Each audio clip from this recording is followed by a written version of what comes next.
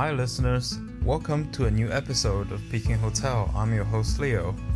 We're in the festive season, so Merry Early Christmas to all of you and sending my best wishes to all your friends and families. And thanks for supporting our show, I really appreciate it. We hope you would tell your friends and your colleagues about us so they will have the same fun that you have. And this week, I bring you another conversation with Professor Susan Shirk. Susan is a political science professor at UC San Diego. She's one of the world's foremost thinkers on Chinese politics. She shook hands with Zhou Enlai in the 1970s as a young PhD student and later became the Deputy Assistant Secretary of State during the second Clinton administration in the late 90s. Now, one of the great mysteries of US-China relations in the past decade is the NATO bombing of the Chinese embassy in Belgrade during the Kosovo War.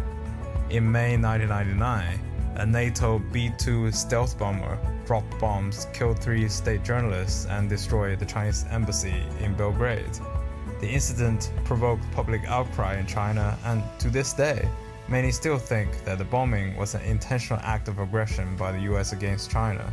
Susan was the senior State Department official overseeing the incident, and so in this episode, she recounts her experience during the diplomatic crisis in Belgrade, as well as the impact of Falun Gong Taiwan and Jiang Zemin's state visit to the US on US-China relations, and the ebbs and flows of US-China relations in the engagement years.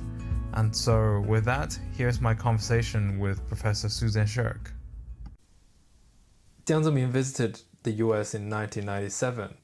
Could you talk us through that visit, which, was the first visit of the Chinese leader to come to the US? In a long time. In a long time, yeah. Yeah, it was great. Jiang Zemin was really happy. All of his staff were really worried about demonstrators and stuff. And you could hear them, especially I remember in Honolulu. And they were mostly about Tibet, things like that. But Jiang Zemin was the first Chinese leader in modern time, really, number one leader, to be the statesman, the global representative of China, and to go around the world paying these kinds of state visits. Think about it. This was the period. He was the first leader who was General Secretary of the party, president, and head of the military commission, because Deng thought it was important to strengthen the role of the leader now, institutionally. So it was kind of this fused leadership. And before then, a president has no powers in China.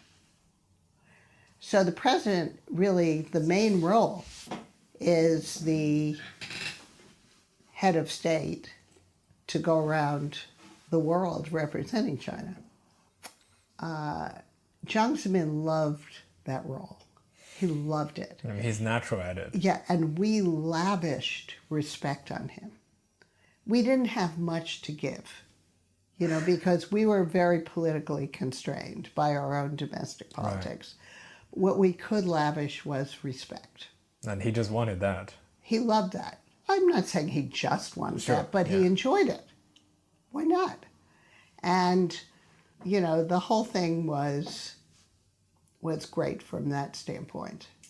And, a lot of different dinners and speeches and everything. I never was very impressed by Jiang Zemin. I sat in on a lot of meetings with Jiang Zemin, and he always seemed a little clownish to me. He liked to show off his Western learning, and he would like to quote, poetry or Shakespeare or something.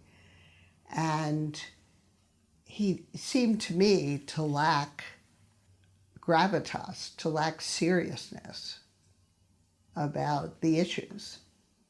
But President Clinton always said to his staff, like me, It's really easy to underestimate this guy. So don't underestimate him. He's a very good domestic politician. He knows what he's doing. And Clinton actually had more respect for him than we did, the rest of us. But he handled himself pretty well on those trips and on that trip. And it was, a real kind of ice-breaking trip. Is it fair to say he managed to charm the U.S. political establishment through that trip? He tried to charm. I don't know that they were so charmed by him, but I mean, I think they found him likable. Right. He was likable. He tried to show warmth. I mean, he's not the typical stern, stiff-faced communist cadre. One very awkward thing happened, which was Chen Chi-chun, who was accompanying him. This really reveals a lot about the role of Congress.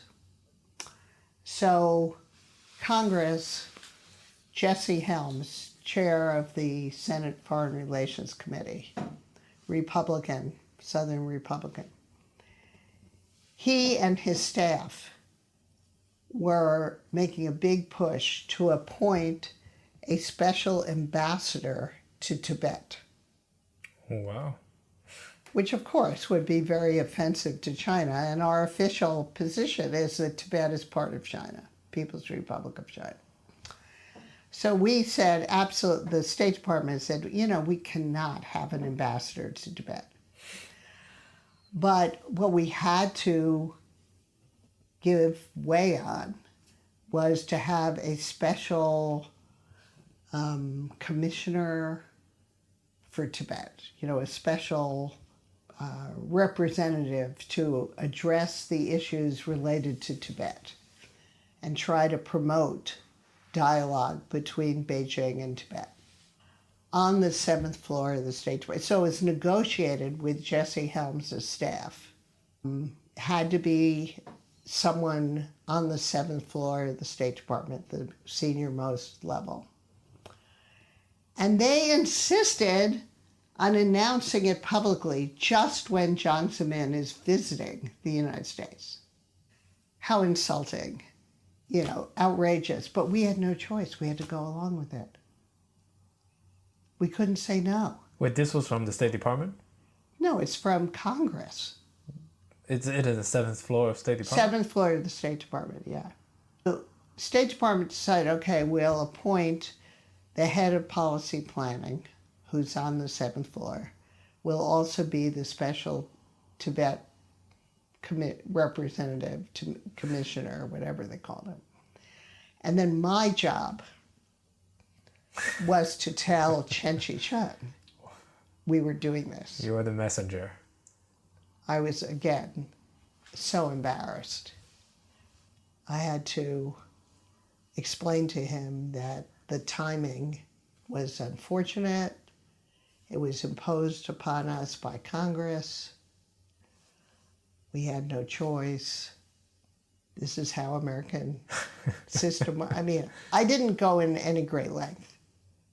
You didn't need to either, I don't think. I just said, we're doing it. It's going to be announced today. We were in New York after Washington. What was his response? This is terrible. He didn't say anything rude to me or anything like that. He didn't lose his temper. He's very cool guy. Said, this is most unfortunate, but thanks for letting me know. Mm. And your impression of Zhurongji on his trip? Oh my gosh, he was fantastic. So impressive. Really very smart, very sensible, very dignified. And he didn't lose his temper with anybody either. And he was, very respected by his delegation. He's someone with gravitas. Yes. And no shortage of charisma as well. And how did Bill Clinton interact with Chinese diplomats and other visitors? I mean, I can tell you that President Clinton, both Madeleine Albright and President Clinton, were really great diplomatic communicators. The thing that always impressed me about President Clinton, you know, we'd bring people to the Oval Office or whatever, he would make eye contact, speaking to the visitor, speaking English. And usually then there'd be consecutive translation. But when the translator was speaking, he didn't take his eyes away from the visitor. Think about that. That's not easy to do. Usually when the translator is doing it, you sit back and think what you're going to say next. But he was kind of working his interpersonal magic on the visitor, and he was just a superb communicator that way. Madeleine Albright has a wonderful way of using humor, and she also, I didn't notice that she was as good with the eye contact when the translator was working, but she had a great way of making a personal connection with the people she talked with. And how did the communist officials respond? I mean, you mentioned in the 70s they used to be quite stiff. Even coming on trips to America, they were quite stiff. I think things got looser and looser, for sure.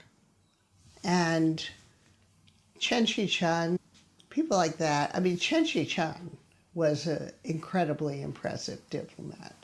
I feel fortunate to have observed him when Jiang Zemin came to the United States. But then also, he would come to the UN General Assembly and meet with Madeleine Albright. And I remember one meeting very vividly, is that we had been after the Chinese side to stop selling anti-ship missiles to Iran. And we weren't getting very far with that. But we brought it up in all these meetings because they put the American Navy in the Gulf at risk. And then at the UN General Assembly, Madeleine Albright had a meeting with Chen Shih-chung had spent part of that morning at the Israeli embassy. Interesting. And without, even before we raised that issue, he just sort of out of the blue says, oh, by the way, we're no longer going to sell the anti-ship missiles to Iran. And it was like the one time I can imagine that one of your objectives has suddenly been achieved. And, you know, out of the blue it felt. But what he said was, in my discussions at the Israeli embassy, I really have a better understanding of the risks of these missiles. I don't think he decided on the spot. I think the decision was made before it came. But still, I was struck by the fact that he'd heard the argument from the Israelis that seemed to influence the decision. China was quite important in the Cold War era because it was a check against Soviet power. And now that Soviet was gone, what was the place for China in the American global policy, foreign policy? I mean, China wasn't fighting a war or anything, unlike in, Yugoslavia or in the Middle East. Well, we wanted to get China to cooperate with the United States on a lot of different issues, like related to non-proliferation, related to the environment, global public goods, I would say. And we started having these security dialogues, very open-ended, like our meetings, with high-level meetings with China.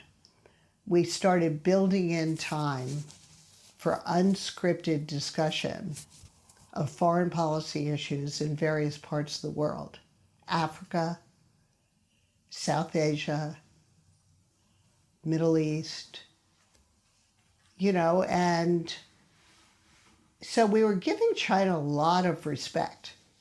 Really, we were kind of boosting China up as global power. Because if you look at the speeches from that time, our goal was to help China emerge into the world as a responsible power. And it appeared to be working quite well. We, managed to cooperate on a lot of foreign policy issues. As I say, we didn't really accomplish much in terms of human rights, for sure. But we were creating a kind of global order that China was part of it. When we had the Asian financial crisis, that's when we created the G20.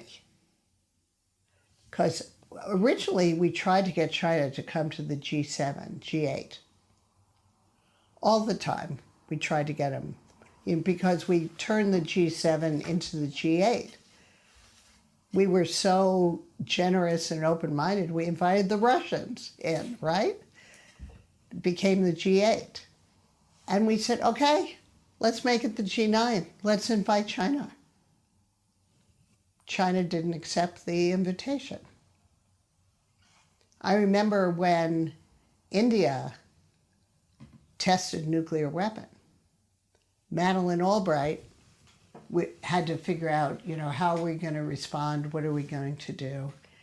She felt we need to have China be part of that response. She was in Europe.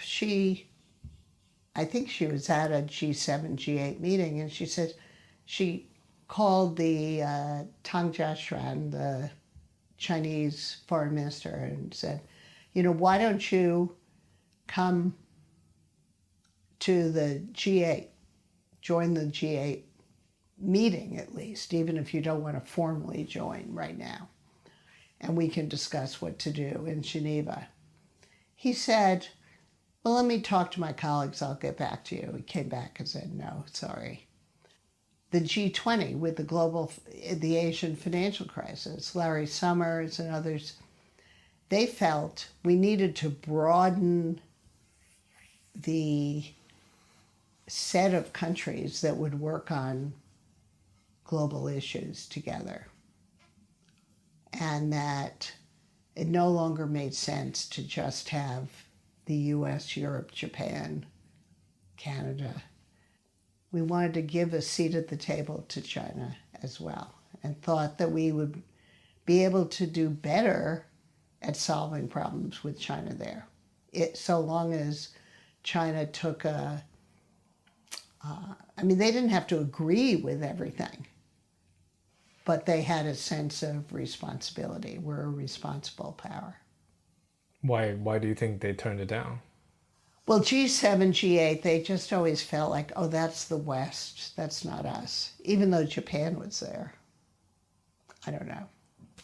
I have no idea. They came to G20, though. They liked the G20.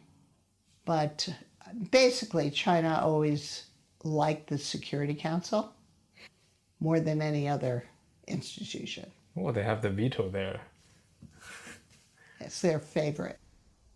An Asian financial crisis as well in 1998. Did that affect the process at all? Oh, yeah. Well, that was very important because it actually became an issue that China and the United States were able to cooperate on, because China took, I think, quite a responsible position on the Asian financial crisis. We did not want them to devalue their currency as other countries had. We worked with the IMF. China did not devalue their currency. And we recognized that wasn't easy for them. So we gave them a lot of credit, and Jiang was the guy kind of in charge of managing this whole thing. So it was in the lead up to Clinton visit to China where we expressed our appreciation to China's responsible position. They didn't even critique the IMF role. And they kind of cooperated with the IMF. They supplemented it by creating a kind of swap system, currency swap system with Korea and Japan. It was the start of a trilateral cooperation among them. So in some ways, it stimulated some more positive developments in U.S.-China relations. One thing I really wanted to capture is your experience in the Belgrade bombing of the Chinese embassy. Could you talk about that whole thing? Sure. So I was on my way back from work and I got this call from the State Department and learned that there had been this bombing by NATO of the Chinese embassy in Belgrade. And so I turned around and went back to work, and with a kind of Jeff Bader lesson in mind as I drove through Rock Creek Park, thinking about what we needed to do. Wait, what was the Jeff Bader lesson? Well, the Jeff Bader lesson is you have to figure out in the shower before you get to work. Right. So in other words, you have to think out what you think you need to do before you actually get into the maelstrom of work in the building. My thinking was that regardless of what we learned about how this happened, we would need to apologize profusely to the Chinese because otherwise they would never let us forget our failure to apologize. And we'd hear about it over and over for decades, just as what they've said to the Japanese, that you never apologize for all these historical atrocities during World War II. And, the whole issue of apology is diplomatically and foreign policy very fraught. So my approach that I was thinking is we just have to go all out to apologize. And so that's what we really tried to do. President Clinton tried to speak to President Jiang Zemin. They wouldn't answer the phone. They wouldn't talk to him. Madeleine Albright, we went with her to the Chinese embassy in Washington to apologize. They were pretty rude there. I mean, we managed to do it, but it was a very tense kind of situation. We went to the Chinese embassy to sign, the president went to sign the condolence book later on. We went, we had the ambassador in Beijing fly a flag at half-mast, offer to go out to the airport to meet the plane with the 3 journalists who were killed in the attack. And, so we did everything we could to try to preserve a decent relationship even after this accidental bombing. The other thing we did is and finally, President Clinton, he made some public remarks from the White House as well. So we went all out to show how sorry and we were and to apologize. The other thing we did was to move forward to try to find out how this happened and to do an investigation, a report on how we might have made such a terrible mistake.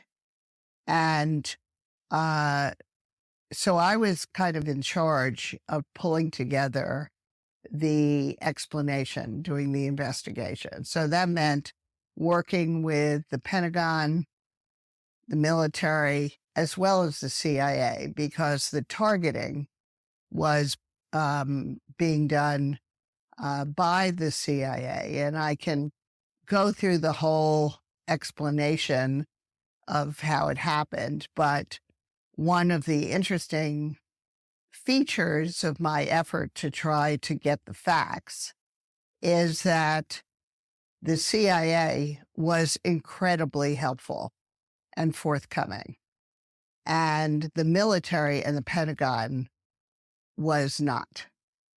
And it was like pulling teeth to try. They were very defensive about everything.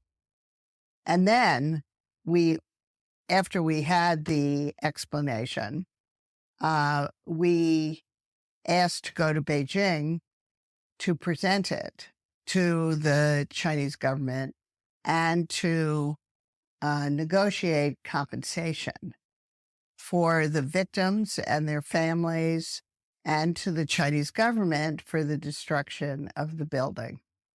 So I went with Tom Pickering, who was the Undersecretary of State for Political Affairs, a very seasoned,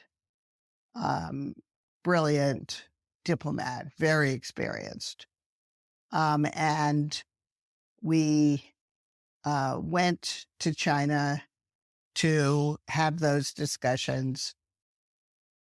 Originally, Tom Pickering said, "I'm not going unless I have a uniformed military officer to go with us," because the State Department did not make this stupid mistake.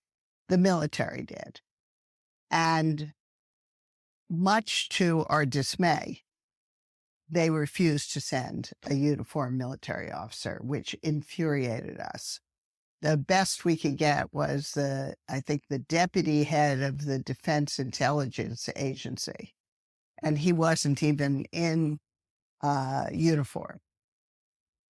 But we were boxed in. We had no choice. We had to go. We had someone from the CIA, and then, of course, someone from the legal department of the State Department to help with the negotiations. And so I think there were like 5 of us in this. And the other thing Tom Pickering insisted on is we weren't going to go commercial. We had to go in an official plane. Again, this was all designed to try to head off a crisis in relations with China over the accidental bombing. Right. So we went in this tiny little plane, squeezed in across the Pacific. It was really tough, with our legs all intertwined with one another in this tiny little jet. And then we presented the explanation, we apologized, we negotiated compensation. Then, how was the explanation received in China? The Chinese government and the official media announced this, and they talked about the Hanren, the flagrant bombing of the Chinese embassy in Belgrade, with no recognition that it was an accident. The implication being that it was on purpose. And, of course, there was no reason for President Clinton to approve the bombing of the Chinese embassy. It's the last thing in the world he wanted to do. He was trying to stabilize relations with China.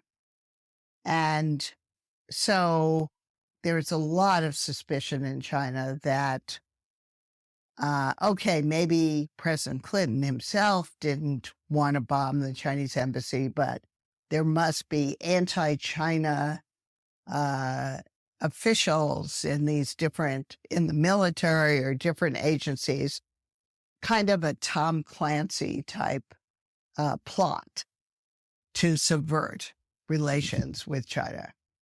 And we presented the explanation, we did the negotiations, but much to my frustration, largely due to the public statements of the Chinese government, people in China believed it was done intentionally. And the students, university students in Beijing, got angry about this, and they wanted to demonstrate, their resentment and anger against the United States. The Chinese government facilitated the protests. They provided buses to Chinese students at Beida, Tsinghua, other universities, to go to the American embassy. They did the same thing in Chengdu and other cities where we have consulates. And so, in effect, they facilitated, they mobilized these student protests. And the reason they did that was that they were very nervous. We've talked about how insecure Chinese leadership always is, and particularly under Jiang Zemin. And so they wanted to, this was in May of 1999. It was just a few weeks before the 10th anniversary of the Tiananmen demonstrations. And they were very worried that at that 10th university, the students would try to repeat the demonstrations. They would go to Tiananmen, or they would go to Zhongnanhai, and they would attack protests against the Chinese leadership for being too weak in the face of American pressure, that the Americans felt they could disrespect and harm China to the extent of bombing a Chinese embassy in another country. So, in order to protect themselves, they diverted the student protests over to our embassy and if you have ever seen pictures of the embassy, of what it looked like during those protests, the students threw Molotov cocktails, they threw paint and bricks at the embassy. Our ambassador and a few other diplomats were inside the embassy, and there are these photographs. It's Jim Sasser. There are pictures of him in the windows of the embassy, almost like he was a captive inside the embassy. The police allowed the protests to occur. Of course, they'd been bussed in by Chinese official buses, and they didn't try to stop them. It was really infuriating, and it was really very worrisome to the safety and security of our diplomats. So we tried very hard through the embassy and to get the Chinese government to control the protests, to stop the protests. But they didn't go on as long as the Tiananmen protests, but they went on for, a couple of days until they finally petered out. Even today, many people in China, probably most people in China, believe that the bombing was purposeful. And in recent weeks, with the Chinese government offering tacit support to the Russian invasion of Ukraine and blaming the Russian attack on Ukraine on NATO enlargement, and the fact that NATO itself has become more concerned about Chinese actions in the Taiwan Strait and the South China Sea. Symbolically, they're very strongly opposed to NATO. So at this time, Xi Jinping has once again stirred up anger over the bombing of the Chinese embassy in Belgrade.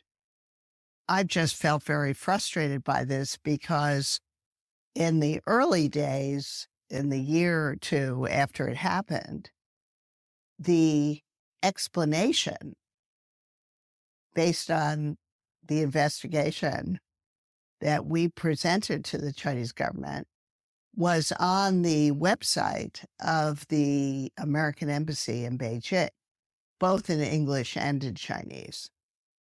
But then after a few years, they just brought it down.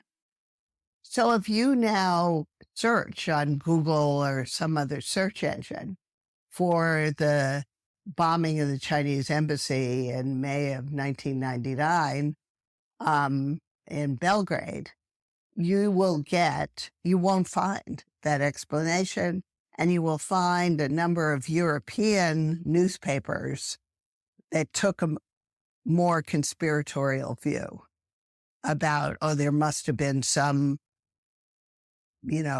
figures in the U.S. government who were trying to undercut improvement of U.S.-China relations by this embassy. The other thing they say, of course, is that the embassy this was not collateral damage. I mean, we had targeted this building. And they say, this building was being used to gather intelligence. The Chinese were helping the Serbian government by gathering intelligence. Well, all I can tell you is I talked to our intelligence people. They said, yes, the Chinese embassy was used to gather intelligence. They monitor signal intelligence, but they believe that the Chinese government was not actively assisting the Serbian government, but they were using the government for the intelligence for their own purposes. But in China, people just assume that they assumed the Chinese government wasn't telling them, but that the Chinese government was assisting the Serbians to resist NATO. If you want, I can tell you the whole explanation, which maybe is worth doing, because I am 100% personally sure this was not purposeful. It was accidental. But, the problem was the Chinese government and Chinese people have huge respect for American competence. And they believed that it was impossible for us to make a mistake like this. They have respect for our internal management of our own policy and policy implementation and our military. So I thought, it can't possibly be an accident. So when I put together the explanation with my colleagues, I wanted to add an appendix of the list of some of the other terrible mistakes we've made, because I thought it would make the explanation more credible. Right. They wouldn't let me do that. They thought that was too humiliating. We couldn't do that. But I think that was a big mistake. Because, of course, American military and government, we've made mistakes in the past. And so what was the conclusion? I mean, how did the bombing of the Chinese embassy happen?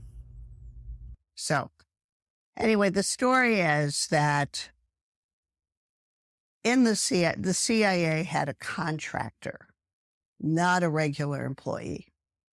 And when the call went out, NATO was bombing targets in the Kosovo War, especially in Belgrade. And they were running out of targets, military targets, ones that would help the Serbians maintain their strength. So NATO was looking for additional targets. The call went out. So we're looking for more targets. And over in the CIA, there was a contractor who worked on non-proliferation. He was aware that there was a depot of military, of missile parts and stuff that was being used by the Serbians to sell missile parts and devices to other countries. I can't even remember now exactly which countries. Maybe Iran. I'm not sure. Not China. And so this contractor, he submitted this arms depot, as a potential target to be struck by NATO. Now, he identified the location of it in a very crude manner, which is that he looked at streets parallel, he had the address, and then he looked at other parallel streets, and he tried to figure out which building was this arms depot.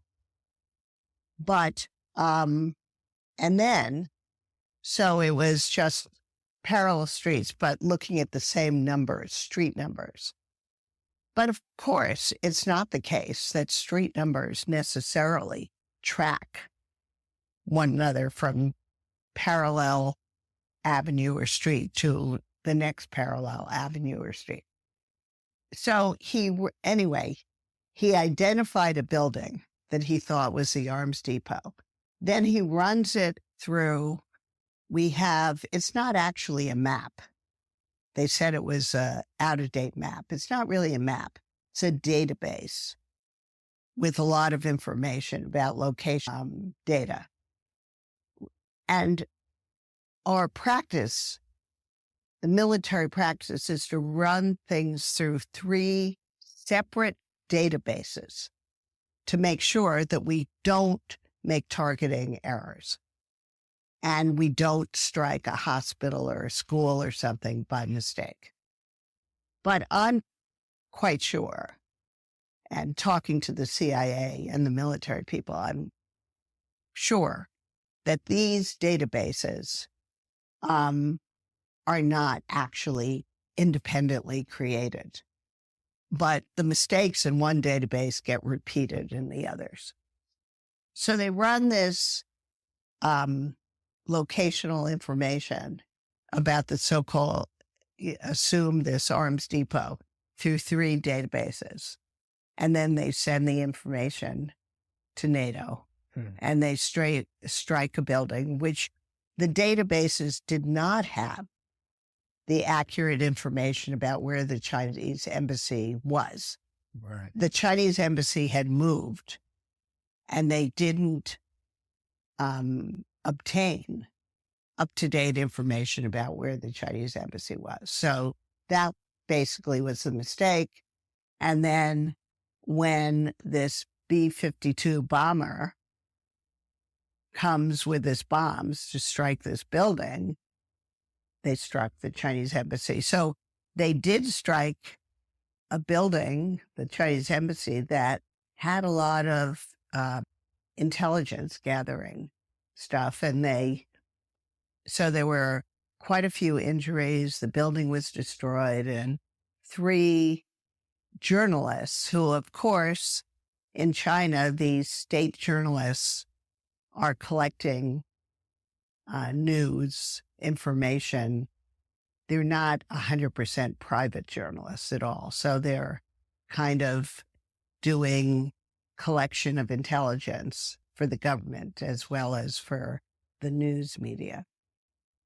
So that's the story. We told the story just like that in the explanation.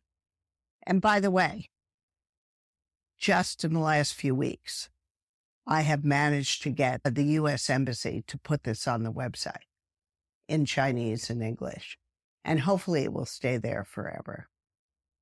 I mean, because in recent weeks, Xi Jinping brought it up again in Serbia when he visited. Right. He visited Serbia and talked about, what did he say? Something like not the oath of blood, the blood ties between the Serbian people and the Chinese, because they're both victims of American aggression. And that legacy, that political messaging is probably here to stay. The Communist Party is probably going to reenact it for the years to come. And, after it happened, it was very difficult. The Chinese cut off all diplomatic contacts with the United States for about 6 months. And this is the period when we're trying to get back to finally conclude the WTO agreement. The only channel that they continued, which I found kind of interesting, was discussions about North Korean nuclear issues. Otherwise, they cut off all diplomatic communication. And of course, at the same time, the military threat of China became an issue for America in terms of arms sale, in terms of... Well, actually, my colleague, Taiming Chang, who studies Chinese military and dual-use technologies and things like that, his research indicates that the Belgrade embassy bombing was a real turning point in China's military modernization program. I thought it was an earlier kind of the Taiwan Strait crisis. But his interviews with people in the military indicate the Belgrade embassy bombing really increased the sense of vulnerability, China's sense of vulnerability. And the military hyped that in order to get more resources, bigger budgets to modernize their military. And what was your approach to Taiwan as Deputy Assistant Secretary? We really took the risks of military conflict in Taiwan very, very seriously. And I'm trying to remember, Chen Shui-bian was really a problem, not Li Denghui. Li Denghui stepped down. When did Li Denghui step down? 2001, something like that? Really? Or later? I think it's quite early. Li Denghui had how many terms? I think he had one term, right? Yeah, they all have only one term. Anyway, but Taiwan, our inability to control what Taiwan politicians say and do is really a major challenge, because they can be very provocative and like this to Beijing, and there's very little we can do about it. So we continually tried to reassure Beijing that this isn't us, it's them, And Bill Clinton, when he visited China in 1998, he did articulate the three no's at a library in Shanghai. So that was all planned and managed and part of the negotiation. And it wasn't anything new. Madeleine Albright had already said it when she visited China. And even going back to Kissinger, he said it. Our view about saying things related to Taiwan is it's fine to give that away if we've said it before. We're not going to say new things. But if we said it before and they want us to say it, and we want them to do things like commit to de-targeting our nuclear missiles toward one another, Right. other deliverables in meetings, we'll do it.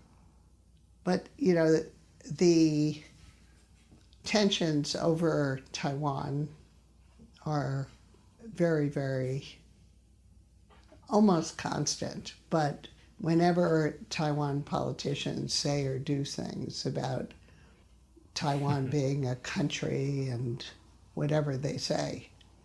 But something interesting, during the time I was in government, the whole idea of the 1992 consensus, which is there's one China, but the definition varies between Beijing and Taipei, which was something that came out of the Singapore meeting in 92. That was a kind of compromise position that Taipei endorsed. And the one China principle was Beijing's position. They didn't accept the 92 consensus. Look at today. Situation is flipped. Now the 92 consensus is the Beijing position. I have always felt that all of these, what I call magic words about declaratory policy on Taiwan, are purely symbolic. And both sides will be better off, ignoring this kind of declaratory policy. And I do think that Xi Jinping has gotten himself boxed in by the magic words now. So it's most unfortunate. It would be so much better to restore a high-level dialogue with no preconditions, no magic words, preconditions. Because, think about it, Taiwan has an elected president. This president has to maintain certain authority and respect. I mean, they have domestic politics too. They have domestic politics. They cannot utter the words exactly upon the command of Beijing. If they do, they look like they have no authority. But that's what Xi Jinping wants. Yeah, but it's so stupid. It doesn't get you anything. And so that's why remain in favor of high-level dialogue with no preconditions. Yeah. But what was the position of Taiwan in the greater context of U.S.-China relations? I mean, why did the U.S. even care about Taiwan, given ever closer ties with China? We care about Taiwan more and more as Taiwan became a vibrant democracy. But it became less amenable to our influence and control. That was really a challenge. And then, of course, there's the whole question. So we have this friendly relationship with Taiwan that we just can't walk away from. We can't allow Beijing to just absorb Taiwan. And we have a legal commitment to Taiwan under the Taiwan Relations Act. I feel that our policy, if you think about it, U.S.-China relations have managed the cross-strait issues.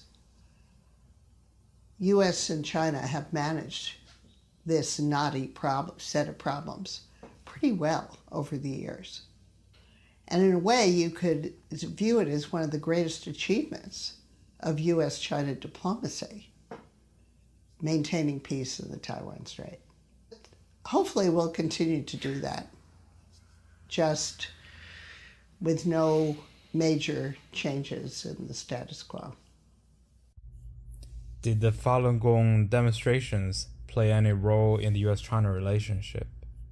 That was important in terms of contributing to the insecurity of Jiang Zemin, because the Falun Gong organization organized this massive sit-in around Zhongnanhai in complete secrecy, and there was no warning from the security apparatus to Jiang Zemin. So it really freaked him out. I mean, what they were protesting was, I believe in Tianjin, they were required to register as a Church organization. sect or something like that, and they didn't want to do that, and so they organized. Now, of course, Falun Gong is a variety of Qigong, which is Buddhist-related spiritual and physical fitness movement based on breathing exercises and stuff. So it was, at the time, had gotten quite popular in China with the elite, including party members and intellectuals and business people, and, become quite popular. Now, the kind of guru who is the head of Falun Gong lived in the United States. And still is the head. But there's the U.S. government had no contact with him. There was no effort to use Falun Gong as a, cat's paw or something to disrupt China at all. This was not an externally driven thing. But Jiang Zemin was very, very shaken by the demonstration. According to some of the reports that appear to have come from Jiang at the time said, well, just talk with them, negotiate an end to this demonstration. But Jiang Zemin instead launched a massive government effort to destroy Falun Gong, destroy the movement, crack down on it, ban it, set up a special office in the center. And basically, that continues, this anti-Falun Gong movement. But it's obviously not a serious threat in China. Yeah. But it contributed to this paranoid mindset of Jiang Zemin in particular. Did it impact your work as a deputy assistant secretary? It did. Well, for one thing, I had to try to learn more about it. I remember we had a, half a day or a day long kind of workshop at INR with people to try to explain more of it to us. And then, it contributed to this paranoid mindset. And it came after we failed to sign the WTO deal when Jiang came. Next, we have this demonstration, sit-in around Zhongnanhai, Falun Gong.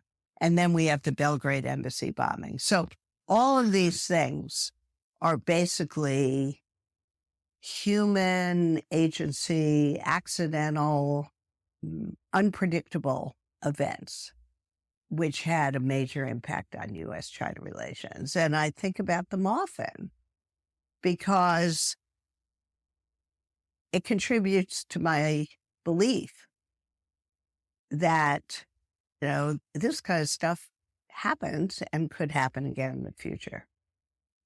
How did you know about China being in office, and how did you interact with the intelligence side of U.S. government? And what? Oh, well, the intelligence side is, it's great because they're like colleagues who are China watchers and stuff. And, that was, but I have to tell you, I had anticipated that one of the really good things about going into government was I'm going to have access to all of these classified sources.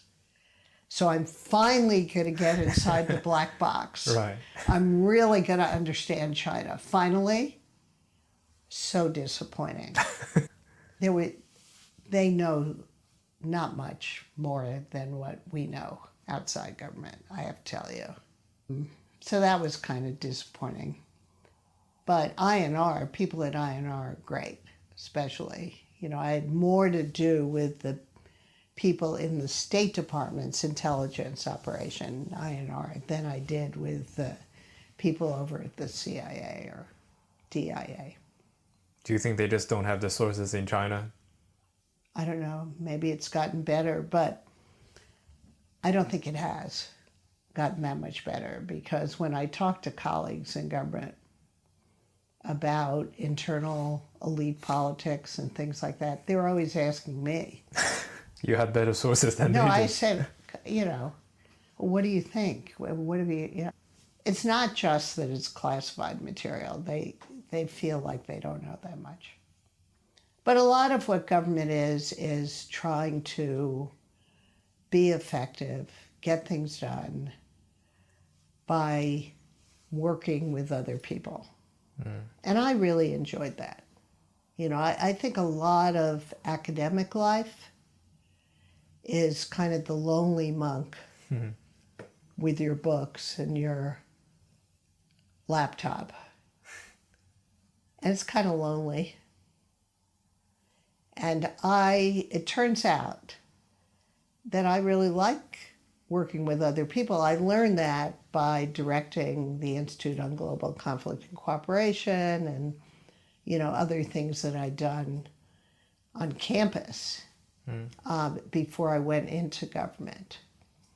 But, you know, when you have the ability to play some kind of managerial or leadership role in working with other people, a lot of times academics disparage these abilities in other people and say, oh, well, so-and-so has a good personality, but, you know, they're not really that great a scholar.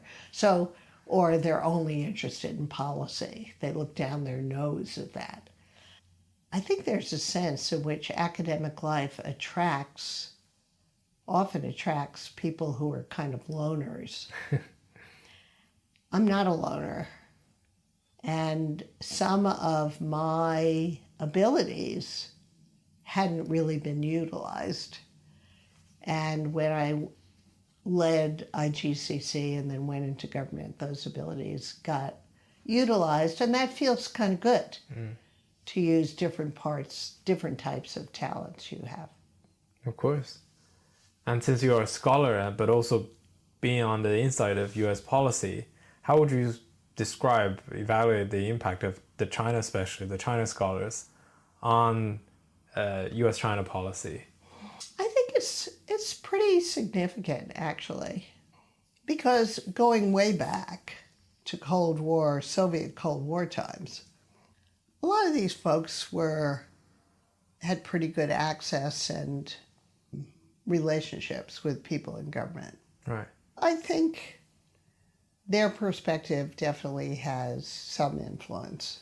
I mean, I wouldn't exaggerate it, but it does have some influence. And, you know, now, looking at today, when there's such a souring of attitudes toward Xi Jinping's China, that the China scholarly community, you know, is really strongly critical of China.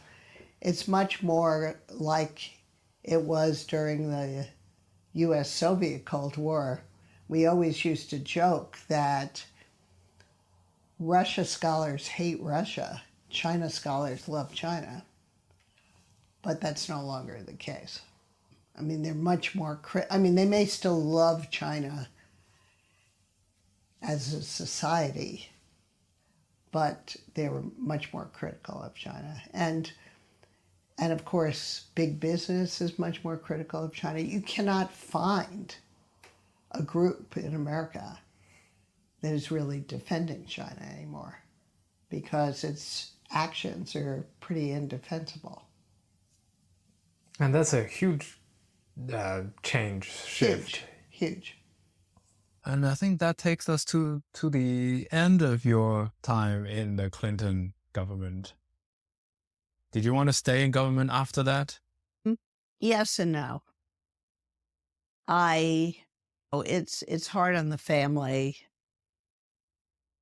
and I needed to get back. I mean, UC San Diego was incredibly generous in giving me 3 years off. Most universities will not give you more than 2. If you want to keep your job, you got to go back to the university.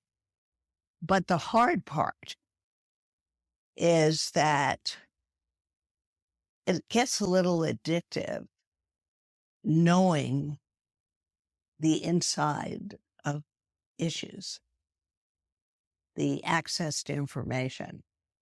And that's the part that was hard to give up.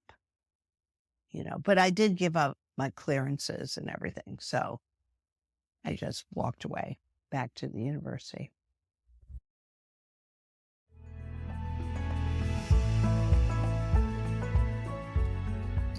Thanks for listening. Hope you enjoyed this one. We now have a new referral program with link in show notes. I really appreciate you sharing our work with your friends and colleagues so we can connect with more awesome people like yourself. And it means a lot to me every time I see a new subscriber sign up. So thanks in advance, and I'll talk to you next time.